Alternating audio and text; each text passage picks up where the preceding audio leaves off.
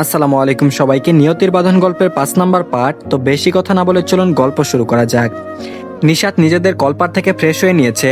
এর মাঝে অর্থী আর নির্ভারও উঠে পড়েছে। নুমান সাহেবের ইচ্ছে জেগেছে নিজেদের পুকুরের মাছ আর নিজেদের বাগানের সবজি দিয়ে সকালের পথগুলো রান্না হবে। জামাইকে তিনি দেশি জিনিসের স্বাদ উপলব্ধি করাতে চান, তাই তো সকাল সকাল নির্ভারকে বলেছে পুকুর থেকে মাছ ধরতে। নির্ভার গ্রামের ছেলে হয় আর অর্ধেকটা জীবন গ্রামেই কেটেছে বিদায় এসব কাজ সে ভালোই পারে। মামার কথা মতো মাছ ধরা জাল নিয়ে ছুটল পুকুরের দিকে। নিশাতের বাড়ির উঠানের পাশে একটা মাঝারি সাইজের পুকুর আছে। নিশাত নিজেদের সবজি বাগান থেকে ডাটার সাথে অন্য সবজি তুলছে, সাথে অর্থীও আছে। নুমান বাবু হুইল চেয়ারে বসে আছে তাদের পাশেই। শাশুড়ি একটা চা বানিয়ে দিতেই তাতে চুমুক দিতে দিতে বাইরে বেরিয়ে এলো রায়ান। দরজা পেরোতেই চোখ পড়লো নিশাতদের দিকে। সকালবেলা সূর্যের নরম আলোয় ছোট একটা সবজি বাগান থেকে ডাটা তুলতে ব্যস্ত থাকা এক সাধারণ রমণীর পানে তাকিয়ে রইল রায়ান। সেই রমণী থেকে থেকে হেসে বাবা আর ননদের সাথে কথা বলছে। পরক্ষণে নির্ভারের ডাক পেয়ে একটা পাত্র নিয়ে পুকুরের দিকে দৌড়ে গেল। রায়ানের চোখ ঘুরে সেই বারবার তাকানো। রায়ানের ওই চোখ দুটিতে এখন না আছে বিরক্তি আর না আছে রাগ, শুধু একটা নির্মল দৃষ্টি যার ভাষা বোধহয় শুধু রায়ানই জানে। নিশাতের দিকে তাকিয়ে থেকে চাটা শেষ করলো। কাপটা রেখে দিয়ে পা বাড়িয়ে এগিয়ে গেল নিশাতের দিকে। নির্ভার ছোট বড় অনেক মাছই ধরেছে, সেগুলো পাত্রে রাখতে ব্যস্ত নিশাত। আর রায়ান ব্যস্ত শ্বশুরের সাথে আলাপনে। মাছ ধরা শেষ হতে নিশাত তা নিয়ে চলে গেল। মায়ের সাথে মিলে এক এক করে সব কাজ শেষ করে সকালে রান্নাটা নিশাতই শেষ করলো। সবাই এখন রুমে আছে, তাই তো রান্না শেষ হতেই সব গুছিয়ে রেখে সবাইকে খাওয়ার জন্য ডাকতে গেল। নিশাত সবাইকে ডাকার পর নিজের রুমের কাছে আসতেই দরজার কাছে দাঁড়িয়ে পড়লো। ভিতরে রায়ান ফোনে কারোর সাথে কথা বলছে। রায়ানের মুখ নড়ছে কম, তাই কোনো কথাই শুনতে পেল না নিশাত। হয়তো ওই মেয়েটাই কল করেছে, তাই আর ভিতরে ঢুকলো না। দরজার কাছ থেকে রায়ানকে ডেকে উঠলো। আওয়াজ এত নিম্ন যাতে রায়ান শুনতে পেলেও ফোনের বিপরীতে মানুষটা শুনতে না পায়। নিশাত বলল, শুনছেন? রান্না শেষ, খাবার খেতে চলুন। নিশাতের ডাক শুনে ফিরে তাকালো রায়ান। রায়ান শুনতে পেয়েছে দেখে নিশাত ফিরে হাঁটা শুরু করলো। রায়ান ফোনটা রেখে দিয়ে নিশাতের উদ্দেশ্যে ডেকে উঠে বলল, নিশাত শোনো। রায়ানের মুখ থেকে প্রথম নিজের নামটা শুনতে পেয়ে প্রথমে থেমে গেল নিশাত। বুকের ভিতরটা জানি কেমন করে উঠলো। রায়ানের দিকে ফিরে জানতে চাইলো, কিছু বলবেন? রায়ান বলল, হ্যাঁ, আমাদের কাজ আছে তাই বাড়ি ফেরা দরকার। সকালে নাস্তার পরই বের হতে পারবে? বাড়ি থেকে যাওয়ার কথা শুনতে নিশাতের মনটা খারাপ হয়ে গেল। আজ তো চলে যাবে তারা, তাহলে এত জলদি যাওয়ার কি আছে? সম্মতি জানিয়ে মন খারাপের সুরে বলে উঠল, ঠিক আছে। নিশাতের মুখটাই অধরের দেখা পেয়ে রায়ান কি মনে করে হঠাৎ বলে উঠল, আচ্ছা দুপুর পর্যন্ত থাকি, বিকেল হতেই বেরিয়ে পড়বো, কেমন? পুনরায় সিদ্ধান্ত পাল্টাতে দেখে একটু অবাক লাগলেও আরেকটু সময় বাবার কাছে থাকতে পারবে বিধায় মনটা খুশি হয়ে গেল নিশাতের। রায়ানের দিকে ফিরে এক টুকরো মোহময় হাসি উপহার দিয়ে বলল, আচ্ছা ঠিক আছে, আসুন জলদি খেয়ে যান। বলেই দৌড়ে চলে গেল। সেদিকে তাকিয়ে রায়ান জোরে একটা শ্বাস ফেললো।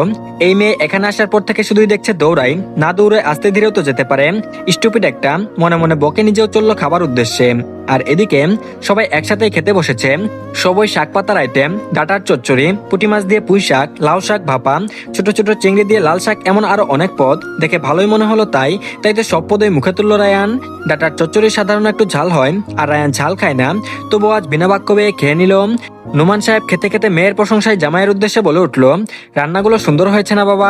মাকে সাহায্য করার পাশাপাশি মাঝে মাঝে আমাকে এসব রান্না করে খাওয়াতো, তাই তো আমার মেয়েটা ভালোই রান্না শিখেছে। তবে তোমাদের শহরে আইটেম কেমন রাঁধতে পারে তা বলতে পারছি না। বাবার মুখে প্রশংসা শুনে একটু লজ্জা পেল নিশাত। সে তো এত ভালো রাঁধে না, বাবা একটু বেশি বেশি বলছে এই লোকটার সামনে। রায়ান কোনো প্রত্যুত্তর করার আগে অতি উৎফুল্লতার সহিত বলল, আপনি ঠিকই বলেছেন আঙ্কেল, রান্নাগুলো অনেক সুন্দর হয়েছে। ভাবি যে এত ভালো রান্না করতে পারে তা তো আমরা জানতামই না। প্লিজ যাওয়ার সময় কিছু সবজি দিয়ে দিবেন, যাতে বাড়ির সবাইকে ভাবি রান্না করে খাওয়াতে পারে। নিশাতের বাবা বলল, সে তুমি না বললেও দিতাম আম্মু, যাওয়ার সময় তোমার আন্টি তুলে দেবে। অর্থী এসে খাবারগুলো স্বাদ আস্বাদন করতে লাগলো। সবাই হাসি আড্ডার মাঝে সকালের নাস্তা শেষ করলো। আর এদিকে দেখতে দেখতে বিকেল গড়ালো। দুপুরের দিকে যাওয়ার কথা থাকলেও হয়ে ওঠেনি। নুমান বাবু জামাইয়ের জন্য দুপুরেও বিশাল আয়োজন করেছিলেন। দুপুরে খাবার খেতে প্রায় বিকেল হয়ে গিয়েছিল। আর এত হেভি খাবার খেয়ে রেস্ট না নিয়ে কারো যাওয়ার ইচ্ছা হয়নি। নিশাত রেডি হয়ে বাবাকে সাথে নিয়ে বের হলো। ছোট টিনের গেটটার কাছে সবাই উপস্থিত। নিশাতের মুখটাকে যেন অমাবস্যার কালো আধারে ঢেকে দিয়েছে। যার কোনো ইচ্ছে তার নেই, কিন্তু যেতে তো হবেই। বাবাকে হাজারটা উপদেশমূলক বাণী শুনিয়ে মায়ের সামনে দাঁড়িয়ে নিরেট কণ্ঠে বলল, আসছি আম্মু, ভালো থেকো। আর আব্বুকে দেখো। পূর্ণা বেগমকে একটু দুঃখী দেখালো, তবে গলার স্বর ও গম্ভীর্য ভাব বজায় রেখে বলল, তুমিও ভালো থেকো, জলদি এসে ঘুরে যাও আবার। সবার থেকে বিদায় নিয়ে গাড়ির কাছে দাঁড়ালো। অর্থী মিনমিন করে নির্ভারের পাশে দাঁড়িয়ে বলল, ছেলেটা নাকি আজ থাকবে এখানে, তাতে একটু মন খারাপ অর্থীর। আজ ফিরলে তো তাদের সাথে যেতে পারতাম। সেই মন খারাপটা নির্ভারকে বুঝতে না দিয়ে আলতো হেসে মজার সুরে ডেকে বলল, এই সিনিয়র ভাইয়া, জলদি শহরে ফিরে যাইয়েন। মনে রাখেন আপনাকে ভার্সিটি প্রাঙ্গণে না দেখলে একজনের মন ভীষণ খারাপ হয়ে যায়। আসছি, ভালো থাকেন। বলেই দৌড়ে গাড়িতে গিয়ে বসে পড়ল। নির্ভার বিড়বিড় করে বলে উঠল, আধা পাগল একটা। রায়ান শাশুড়িকে সালাম জানিয়ে শ্বশুর মশাইকে সালাম জানাতেই নুমান সাহেব আবদার করে বলে উঠল, আমার মেয়েটাকে দেখো বাবা, ও তোমার কাছে খুব বেশি বায়না ধরবে না জানি, মাঝে মাঝে একটু দুষ্টুমি করে ফেলতে পারে, তখন ওকে সামলে নিও। রাগ করে বকো না, আমার একটাই মেয়ে বাবা, ওকে আগলে রেখো। এমন পরিস্থিতি সামলানোর অভিজ্ঞতা নেই রায়ানের, তবুও ভদ্র ছেলের মতো মাথা নেড়ে সম্মতি দিল। আশ্বাস দিয়ে বলল, চিন্তা করবেন না আপনারা, নিশাত ভালো থাকবে। নুমানবাবু সম্মতি দিতেই গাড়ির কাছে গেল। নিশাত পিছনে বসতে যেতে রায়ান ওর থেকে উদ্দেশ্য করে বলে উঠল, ওই তোদের কি আমাকে ড্রাইভার মনে হয়? একজন সামনে বস। অর্থী ভাইয়ের কথা শুনেও না শোনার ভান ধরলো। নিশাত ইতিউতি করে ফ্রন্ট সিটে বসতে রায়ান গাড়িতে উঠে দ্রুত গাড়ি স্টার্ট দিল। সন্ধ্যা নামতে শুরু করেছে ধরণীতে। গাড়ি চলতে শুরু করতে নিশাত জানলা দিয়ে মুখ বের করে বাবা মাকে দেখার চেষ্টা করলো, তবে ব্যর্থ হলো। মন খারাপ করে সিটে মাথা এলিয়ে চুপচাপ বসে রইল। প্রায় 3 ঘন্টা অধিক সময় পেরোতে বাড়ির কাছাকাছি এলো রায়ানের গাড়ি। সন্ধ্যা পেরিয়ে রাত নেমেছে, তাই আস্তে আস্তে ড্রাইভ করে ফিরেছে রায়ান। রাস্তার অর্ধেক পথ অর্থে আর নিশাত বকবক করতে এসেছে।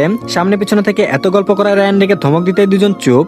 এখন সব শান্ত, কারণ দুটোই ঘুমিয়েছে। গেট পেরিয়ে বাড়ির ভেতর ঢুকে গাড়ি থামালো রায়ান। নিশাতের দিকে ঘুরে তাকালো, মেয়েটি নিশ্চিন্তে ঘুমাচ্ছে। রায়ানের ডাকতে ইচ্ছে হলো না কেন জানি ওই ঘুমকুমারীকে, তবুও আস্তে ধীরে ডেকে উঠলো, নিশাত শুনছো, আমরা এসে গেছি, উঠো। ডাক শুনে নিশাত চোখ মেলে তাকালো। আশেপাশে তাকিয়ে বুঝলো তারা চলে এসেছে। ঘুমে চোখ মেলতে কষ্ট হচ্ছে, তবুও ঘুম চোখে গাড়ি থেকে নেমে দাঁড়ালো। ওর থেকে ডেকে তুলে দুজনে ভিতরে ঢুকলো। রায়ান ব্যাগ দুটো নিয়ে তাদের পিছন পিছন চললো। নেওয়াজ বাড়ির অনেকেই নিচে বসে আছে, ডিনার বোধহয় শেষ। অর্থী এসে উপরে চলে গেল। নিশাত সবাইকে সালাম জানালো। নিশাতকে ঘুমে ঢুলুমুলু করতে দেখে রিমি নেওয়াজ বলে উঠলো, দেখে মনে হচ্ছে ঘুম পেয়েছে তোমার, দ্রুত কিছু খেয়ে তুমি বরং রুমে যাও, ঘুমিয়ে পড়ো। নিশাত মাথা নত রেখে নিস্তেজ গলায় বলল, আমি খাবো না। রিমি বেগম বলল, আচ্ছা যাও তাহলে ঘুমাও, রাতে ক্ষুধা পেলে কিছু খেয়ে নিও। পারমিশন পেতে নিশাত চলে গেল। রাতের খাবারটা আর খেলো না, তার সত্যিই ঘুম পেয়েছে। রায়ান নিজেদের ট্রলি নিয়ে উপরে উঠতে উঠতে মাকে ডেকে উঠলো, আম্মু গাড়িতে অনেক সবজি পাঠিয়েছে ও বাড়ি থেকে, কাউকে নিয়ে আসতে বলেও নিজের রুমে চলে গেল। রুমে ঢুকে নিশাতকে সোফার দিকে এগিয়ে যেতে দেখে আদেশ দিল, বিছানার উপর শুয়ে পড়ো। নিশাত কি বুঝলো কে জানে, বিছানার এদিকে এগিয়ে গেল। একটা হামি ছেড়ে বিছানায় উঠে রায়ানকে উদ্দেশ্য করে ঘুমে ঢুলুমুলো স্বরে জিজ্ঞেস করলো, তাহলে আপনি কোথায় ঘুমাবেন? সোফায় বুঝি? রায়ান নিজের পোশাক নিয়ে বাথরুমের দিকে এগিয়ে যেতে যেতে গম্ভীর স্বরে ধমকে উঠল, আমাকে নিয়ে ভাবতে বলেছি স্টুপিড, যা বলেছি তাই করো। ঘুম ভাঙার পরে আমাকে নিয়ে ভেবো। ঘুম ভাঙতেই নিজেকে বিছানায় আবিষ্কার করলো নিশাত। সে বিছানায় ঘুমালে রায়ান কোথায় ঘুমিয়েছিল? কাল রাতে তার এত ঘুম পেয়েছিল যে রাতের কথা ঠিক স্মরণে নেই। সেই দুপুরে খেয়েছিল কাল, তারপর পেটে আর কিছু পড়েনি। ক্ষুধায় পেটের ভেতর ডেকে উঠলো। নিশাত বিছানা ছেড়ে ফ্রেশ হয়ে এলো। রায়ানকে রুমে কোথাও দেখতে পেল না, হয়তো সকালে ওয়ার্কআউটে বেরিয়েছে। নিশাত ক্ষুধার তীব্রতা বেশি করে অনুভব করতে নিচে নেমে এলো। নিচে কাউকে দেখতে না পেয়ে সরাসরি কিচেনে ঢুকলো। রিমি নেওয়াজ আর সাথী নেওয়াজ কিচেনে উপস্থিত। দুইটা কাজের মেয়ের সাথে তাদের কাজে হাত বুলিয়ে দিচ্ছে। নিশাত রিমি নেওয়াজের পাশে দাঁড়িয়ে ডেকে উঠলো, আম্মু শুনছেন? পুত্রবধূর ডাক শ্রবণ হতে পিছু ঘুরে নিশাতের পানে তাকিয়ে বলল, বলো, কিছু প্রয়োজন তোমার? নিশাতের সামান্য লজ্জা লাগলো, তবে খিদের তাড়নায় সেই লজ্জাকে পায়ে মারিয়ে বলে উঠলো, আমার খুব খিদে পেয়েছে, খাওয়ার কিছু আছে? কথাটা শুনতেই পাশ থেকে সাথী বেগম কটাক্ষ সুরে বলে উঠলো, তা বলেন শেহজাদি, সকাল সকাল আপনার কি খেতে ইচ্ছে হচ্ছে? আমি আপনাকে তৈরি করে দিচ্ছি।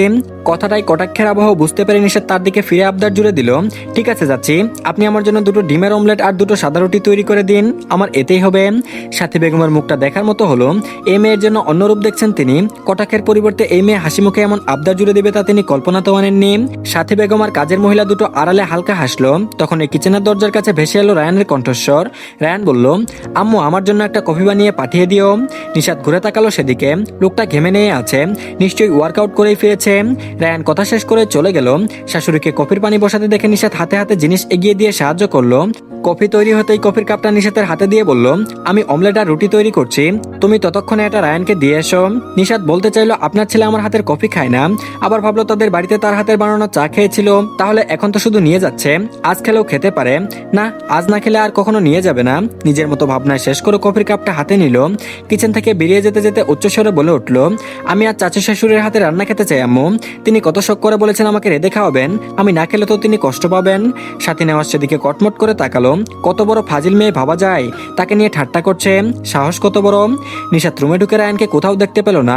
ভাবলো এই ফাঁকে কপি রেখে চলে যাবে। তখন ওই রায়ান ওয়াশরুমের দরজা খুলে বের হলো। রায়ানকে দেখতে পেয়ে নিশাত দ্রুত বলে উঠলো, আম্মু আপনার জন্য কফি নিয়ে আসতে বললো তাই এনেছি, খেতে না চাইলে বলুন আমি ফেরত নিয়ে যাচ্ছি।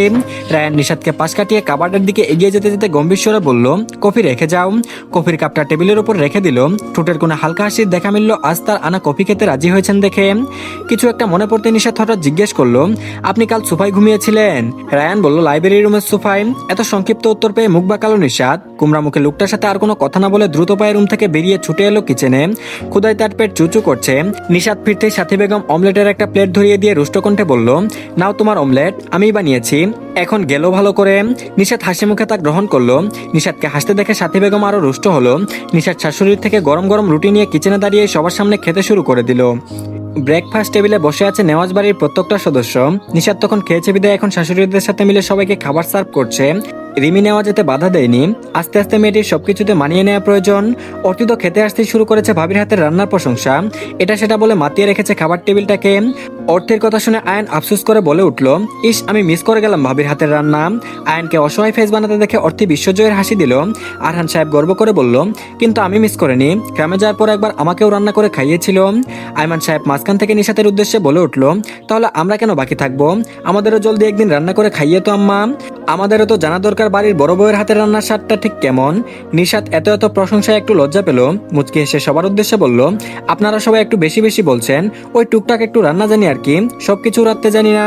এসব ব্যাপারে রিমি বেগমের মধ্যে কোনো ভাবান্তর দেখা না গেলেও সাথী বেগম নির্লিপ্ত চিত্তে দেখে থাকা রায়ানের উদ্দেশ্যে রসাত্মক স্বরে জিজ্ঞেস করলো, কি রে রায়ান, সবাই এত এত প্রশংসা করছে, তা তুই বলবি না তোর বউয়ের হাতের রান্নার স্বাদ কেমন? রায়ানের ভাবগতি ঠাওর করা গেল না। নিচের দিকে তাকিয়ে খেতে খেতে নির্লিপ্ত স্বরে আওড়ালো, খেয়েছি যখন তার মানে ভালোই ছিল। নিশাত ছোট ছোট আঁকিতে তাকালো রায়ানের দিকে। সাধে কি আর তেরা লোক বলে, সরাসরি বললেই হয় খাবারগুলো ভালো লেগেছিল। নিশাত ছোট ছোট আঁকিতে তাকালো রায়ানের দিকে। সাধে কি আর তেরা লোক বলে, সরাসরি বললেই হয় খাবারগুলো ভালো লেগেছিল। আর দেখ, স্বরে কোনো রকম রসকস নেই, যেন কেউ জোর করিয়ে কথাটা বলিয়েছে। গুমরা মুখে একটা। তারপর বলল, নিশাত আম্মু, তোমার ভর্তির সময় কার্যক্রম আমি সম্পূর্ণ করে এসেছি। দুদিন বাদে ক্লাস শুরু হবে, এখন থেকে পড়াশোনা শুরু করে দাও, বুঝেছো? শ্বশুরের হঠাৎ বলা কথা শুনতে বিস্ময়কর দৃষ্টিতে তাকালো নিশাত। তার ভর্তি হয়ে গিয়েছে, তার মানে সে এখন থেকে একজন মেডিকেল স্টুডেন্ট, তার স্বপ্নের শুরু হয়ে গেছে। মনটা পুলকিত হলো ভাবতেই কৃতজ্ঞতা জানিয়ে হাসি মুখে বলে উঠল, ধন্যবাদ আব্বু। তার শ্বশুর বলল, ধন্যবাদ দিচ্ছ কেন? বাবা হয়ে মেয়ের জন্য এটুকু তো করতেই হতো। আর তোমার যা প্রয়োজন রায়ানকে বলবে, ও এনে দিবে, না দিলে আমাকে বলবে, কেমন? নিশাত সম্মতিতে মাথা নাড়ালো। আয়ান খাওয়ার ফাঁকে নিশাতকে উদ্দেশ্য করে বলল, ভাবি, ডাক্তার হওয়া কিন্তু এত সহজ নয়, শুরু থেকে কঠোর পরিশ্রম করতে হবে। কখনো কোনো সাহায্য লাগলে আমাকে নির্বিঘ্নে বলবে, কেমন? আমি সবসময় ফ্রি তোমার জন্য। নিশাত বলল, আচ্ছা। রায়ানের খাওয়া শেষ। হাত মুছে আয়নের দিকে একটা তীক্ষ্ণ দৃষ্টি দিয়ে আর চোখে একবার নিশাতের পানে তাকালো। কাউকে কিছু না বলে দ্রুত পায়ে বেরিয়ে যেতে নিলে পিছন থেকে আরহান সাহেব ডেকে উঠল, রায়ান শোনো। রায়ান পিছু ফিরে বাবার দিকে প্রশ্নোত্তর চোখে তাকাতেই আরহান সাহেব পুনরায় বলল, কাল তো ছুটির দিন, তোমার বন্ধুদের ইনভাইটেশন দাও লাঞ্চ অথবা ডিনারের জন্য। বিশেষ করে আবিদকে বলবে ও যেন আমার সাথে দেখা করে। রায়ানের কপালের দুটো ভাঁজের সৃষ্টি হলো। গম্ভীর স্বরে জানতে চাইল, ওই পাগলের সাথে তোমার কি দরকার? আরহান নেওয়াজ বলল, দরকার আমি আর সেই পাগলই বুঝে নিব, তুমি শুধু তাকে আসতে বলে দিও। বাবার তেরা উত্তর শুনে আর কথা বাড়ালো না রায়ান, পিছন করে গটগট পায়ে বেরিয়ে গেল বাড়ি থেকে। তো ধন্যবাদ সবাইকে, এই পার্টটি এই পর্যন্তই। পরবর্তী পার্ট খুব তাড়াতাড়ি পেয়ে যাবেন। তো সবাই চ্যানেলটিকে সাবস্ক্রাইব করে দিন, আর ভিডিওতে অবশ্যই লাইক দিবেন, আর গল্পটি কেমন লাগছে অবশ্যই জানাবেন। তো ভালো থাকবেন সবাই, আল্লাহ হাফেজ।